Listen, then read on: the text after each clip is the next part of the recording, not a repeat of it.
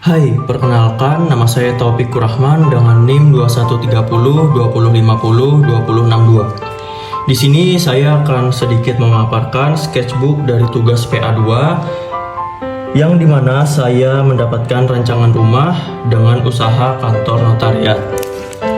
Di studi presiden yang pertama, saya mengambil Essence House. Essence House adalah hunian urban yang dipadukan butik yang terletak di lantai dasar hunian yang dirancang oleh Ruang Rona yang berada di Kecamatan Sumur Bandung, Indonesia. Bisa dilihat pada gambar di samping, ada potongan AA dan potongan BB. Lalu di lembar selanjutnya ada perspektif, lalu ada denah lantai dasar, denah lantai 1 dan denah lantai 2. Lembar selanjutnya bisa dilihat ada bedah tampak yang berawalan dari segitiga lalu digabungkan dengan unsur persegi panjang dan persegi. Lalu di sebelahnya ada sirkulasi ruang. Selanjutnya ada bedah denah. Ini ruang-ruangnya. Lalu masuk ke organisasi ruang. Di lembar selanjutnya ada pola sirkulasi, bedah 3D yang digabungkan beberapa unsur segitiga dan kubus. Di presiden selanjutnya saya mengambil Coral House. Rumah ini mengambil contoh dari anatomi karang di mana tubuh bercabang menjadi 4 mencari cahaya dan pemandangan yang dirancang oleh Land Architectos yang berada di lereng barat pegunungan pantai di daerah Putra de Latos Sikelmu, Chili. Di samping kanan ada denah, tampak depan dan tampak belakang. Bisa dilihat perspektifnya, potongan AA, potongan BB. Lalu pola sirkulasinya, organisasi ruang, blok diagram, ada bubble diagram.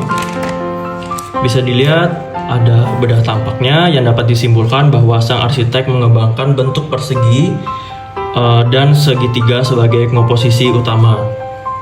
Lalu ada bedah denah, lalu ada pola sirkulasi,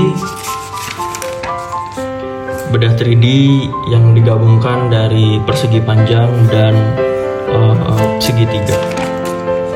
Lalu presiden selanjutnya saya mengambil rumah Washington House yang dirancang oleh Aswa yang terletak di Mae Seng Sora, Provinsi Utara di Thailand. Bisa dilihat denah lantai dasarnya, denah lantai 1 dan denah lantai 2. Ini bedah denahnya dan ini beberapa bagian-bagian ruangnya. Lalu ini perspektifnya, potongan AA, potongan BB dan bedah 3D hasil penggabungan beberapa persegi. Lalu ini sirkulasi ruangnya dan block plan. Ini dari tampak depan, ini dari tampak belakang, lalu dari bedah tampaknya jadi seperti ini. Lalu ini organisasi ruang dan pola sirkulasi. Dan ini beberapa kesimpulan yang dapat saya ambil.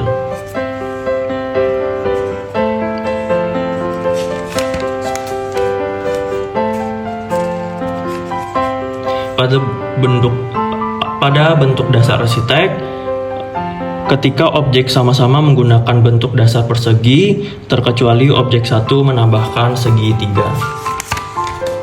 Lalu ini tinjauannya, saya mengambil lokasi di Jalan Anggrek, Palangkaraya, Kalimantan Tengah, yang memiliki luas site 1635 meter kuadrat, yang dihuni oleh sebuah keluarga yang terdiri dari ayah, ibu, dan 3 orang anak.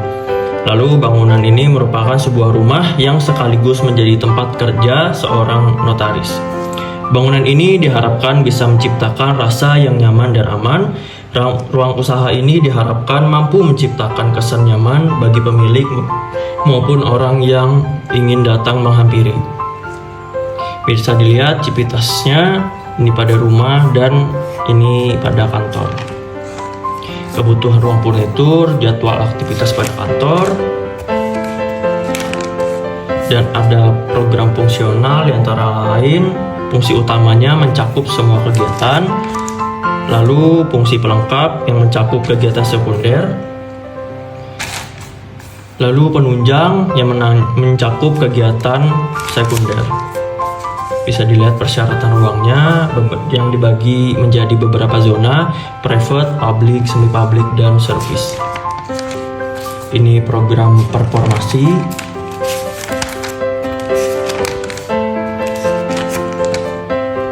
Lalu kita masuk ke analisa besaran ruang. Bisa dilihat perkiraan kebutuhan ruang. Dan ini pada rumah. Dan yang ini pada kantor. Analisa besaran ruang ini saya ambil sumber dari data arsitek.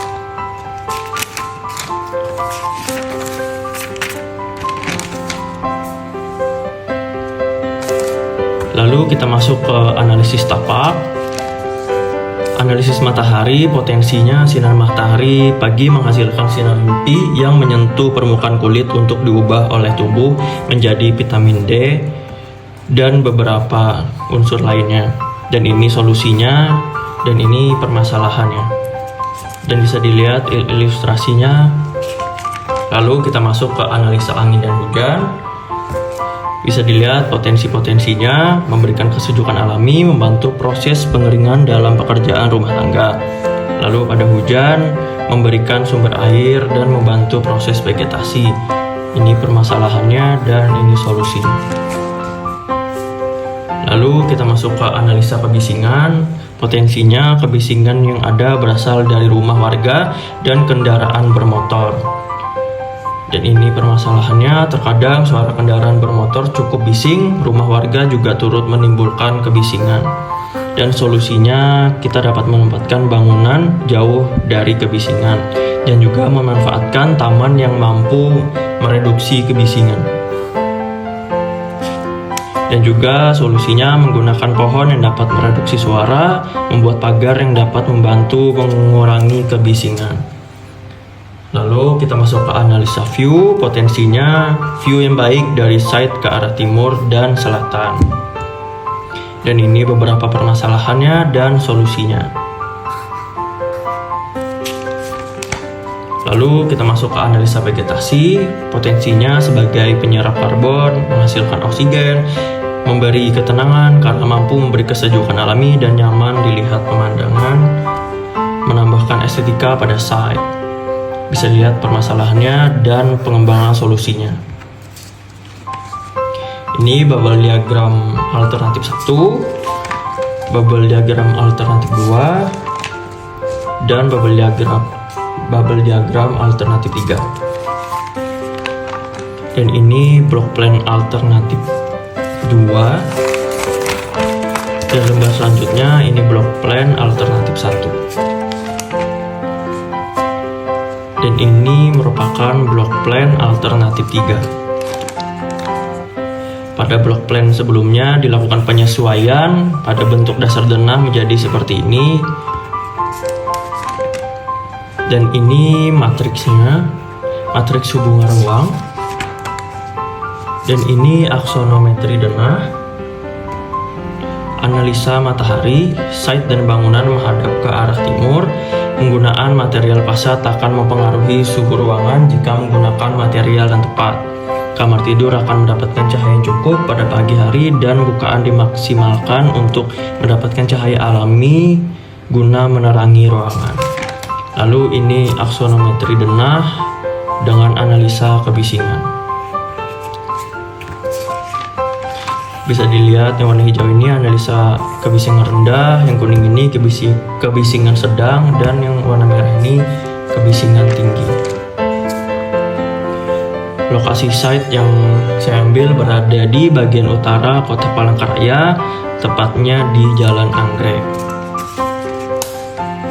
Ini dasar struktur dan konstruksi bangunannya. Ini utilitasnya.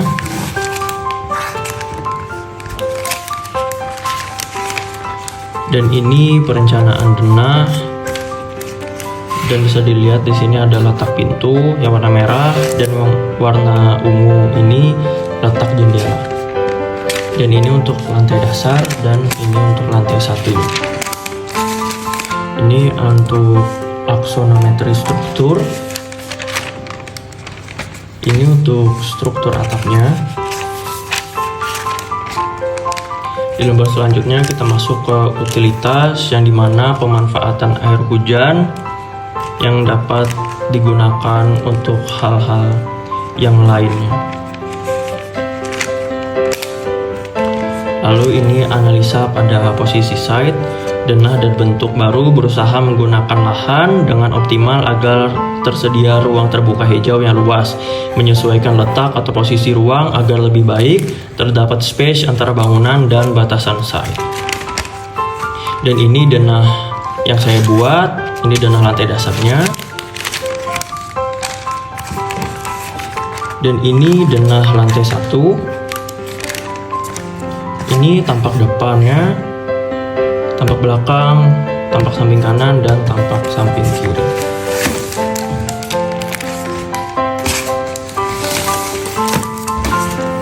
Lalu ini potongannya bisa dilihat pada potongan AA.